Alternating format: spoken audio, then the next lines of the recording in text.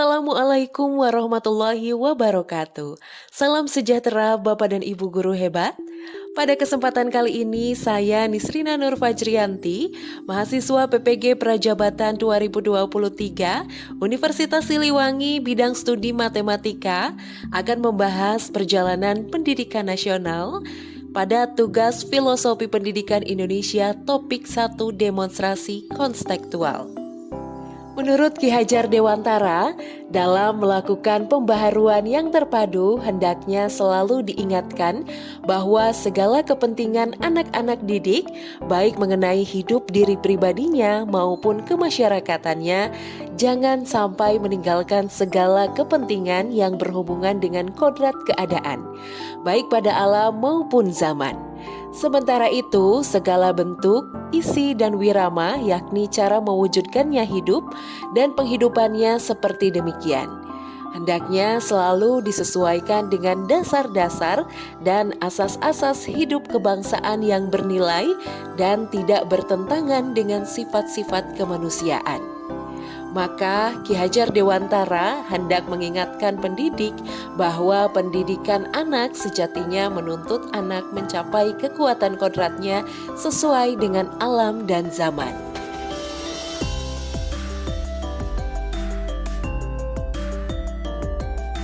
Bapak Ibu guru hebat, mari kita simak perjalanan pendidikan nasional. Awali perjalanan pendidikan sebelum kemerdekaan.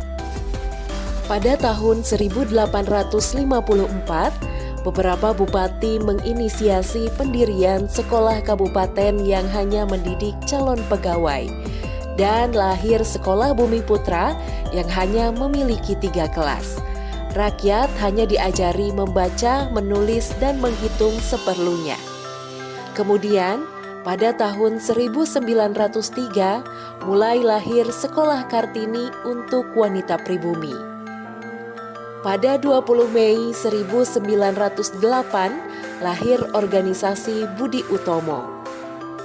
Selanjutnya, pada tahun 1912, berdiri Stovia untuk pendidikan dokter bagi kalangan pribumi.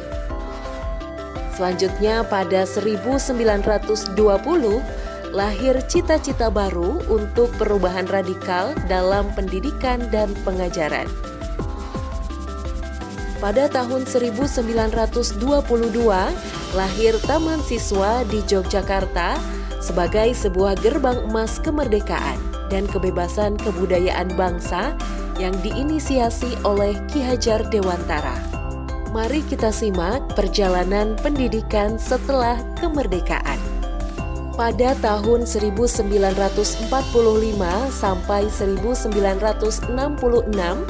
dibentuk sekolah rakyat yang pendidikannya ditempuh selama 6 tahun dan terdiri dari SMP dan SMT. Kurikulum yang berlaku atau disebut Leerplan yang digunakan adalah Rencana Pelajaran 1947. Kemudian berganti Rencana Pelajaran Terurai 1952 dan disempurnakan lagi menjadi Rencana Pendidikan 1964. Pada tahun 1966 sampai 1998, pada masa Orde Baru, adanya Instruksi Presiden atau Inpres Pendidikan Dasar. Eptanas dan UMPTN digunakan sebagai seleksi intelektual peserta didik. Digunakan kurikulum 1968, kemudian kurikulum 1978 dan berganti menjadi kurikulum 1994. Kemudian di tahun 1998 sampai 2006, pada era reformasi, kebijakan pendidikan baru bersifat revolusioner. Kurikulum yang digunakan yakni kurikulum berbasis kompetensi atau KBK. Pada tahun 2006 sampai 2020, kurikulum tingkat satuan pendidikan desentralisasi sistem pendidikan. Kurikulum ini menggunakan silabus, kemudian dilanjutkan dengan kurikulum 2013 pada tahun 2013. Selanjutnya, pada tahun 2021 sampai sekarang, diterapkan kurikulum Merdeka secara bertahap, dimulai dari tahun 2021 sampai 2022 melalui sekolah penggerak. Pada tahun 2022 sampai 2023 ditambah melalui pendaftaran implementasi kurikulum Merdeka secara mandiri. Dan mulai dari tahun ajaran